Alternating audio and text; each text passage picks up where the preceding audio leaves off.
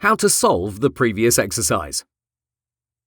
Welcome to this video where we'll solve the previous exercise. Did you try it? I hope you did because it's a really fun one. Let me show you what's what. When you first open up the PSD, you might see all these bluish lines.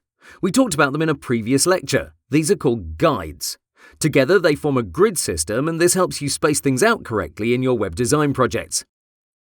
I included them for a few reasons. One, I wanted you to hide them either through the hotkey Control : or from View, Show, Guides. And two, I wanted to discourage you from using them to space out all these elements. This horizontal line might help you. It can act as the base that I mentioned in the description, but that's about it. It's not there to help you. Really, it's more to confuse you. Speaking of the base, I think that should be your first step. The old-fashioned way of doing it is this. You select each layer from the canvas with the Control-Click technique, and you try to place them. As you move them around, you'll see pink lines appear, and your layers will try to snap to a certain position. Those are smart guides, and you'll most likely love them. They'll help a lot. Trouble is, they're not very efficient, and I mentioned that speed is the essence of the exercise. So ideally, you should have done the following. Select the first or last layer from the Layers panel. Use Shift to select the opposite end. Now we have the alignment tools active, we'll press on Align Bottom Edges. There you go, fast and effective. That's the ideal way of setting the base. Next, we can use Distribute Horizontal Centers to space them out evenly, because right now they're too bunched together. That's this middle one here. Remember, these tools require at least 3 elements selected, and we have much more than that.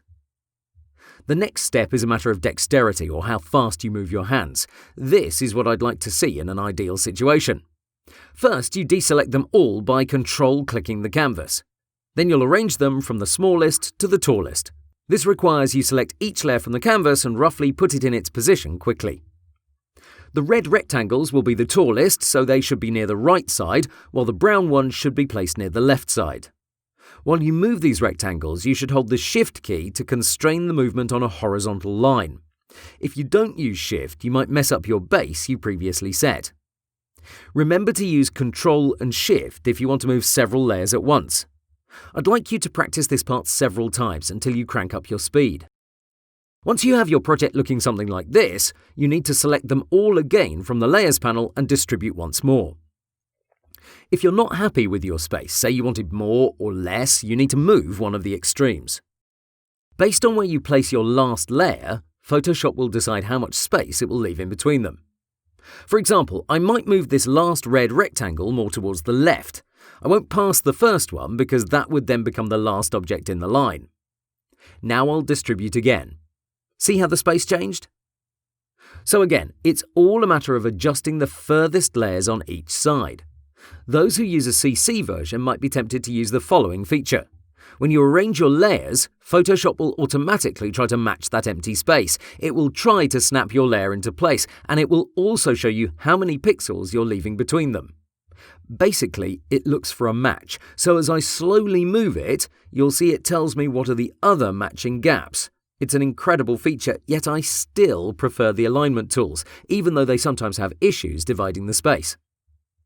The issue I'm referring to is a 1-pixel error that happens occasionally. For example, if it has to divide 10 pixels into 3 parts, it won't give you 3.33, it will give one gap an extra pixel. You can also check this out by being on the Move tool, selecting any layer and pressing the Control key. This shows you how that layer is spaced compared to the rest. Plus, if you hover over one particular layer at a time, it will show you that specific distance. So that's a fantastic feature for Creative Cloud subscribers. Those stuck with CS6 won't benefit from it. Okay, now we have to group them by their color. Here I'd like to see you move super fast. Quickly select them with Control and Shift, and then use the hotkey Control G. Rename them if you want to be thorough. Let me do that. Finally, we have this composition that looks like a bar graph. Imagine it showing you your Photoshop knowledge as you're progressing through these lectures. This has to be in the dead center of the screen, both horizontally and vertically. What most inexperienced designers might do is this. Use Ctrl-A to select the canvas and then hit one of these alignment tools. That's not right because it bunches everything together. Others might group all these folders into one big one. You'll have one element. Then they'd select the white layer and use the same alignment tools. Horizontally, this seems to work well, but when we try to align it vertically, you'll see it puts our graph way down. Why is that? Because I intentionally made the white layer bigger than the canvas. I told you I made this exercise tricky. Never assume this layer is as big as the canvas. If we zoom out and press Ctrl-T, you can see it's way larger. That's why our graph goes down. Technically, it's in the center of the layer, like you asked Photoshop to do. What you should do is this. Select the group and then select the entire canvas. Now it will work, guaranteed. That's the approach I recommend. One final thing I have to address is this. If you first group your rectangles before you distribute them, you won't get the same space between them. That's because Photoshop no longer compares the space between each element. Instead, it compares the space between each group. Let me illustrate. I'll move this brown layer more towards the left side. You can clearly see there's more space between them, right? Now, I'll select all the groups and distribute their horizontal centers. Look what happens. This isn't right, so the order in which you perform this exercise is equally important. Again, this problem happens because Photoshop is no longer focusing on these layers. Instead, it compares the positioning of these groups because that's what you have selected. I hope you now see what I said. This exercise was both fun and exciting. This is one of the tests I give designers when they apply for a job at my Android design company, and I have to say a large part of them epically fail. Now, I recommend you to try and solve it at least twice more and see how well you do on those tries. Remember to have fun.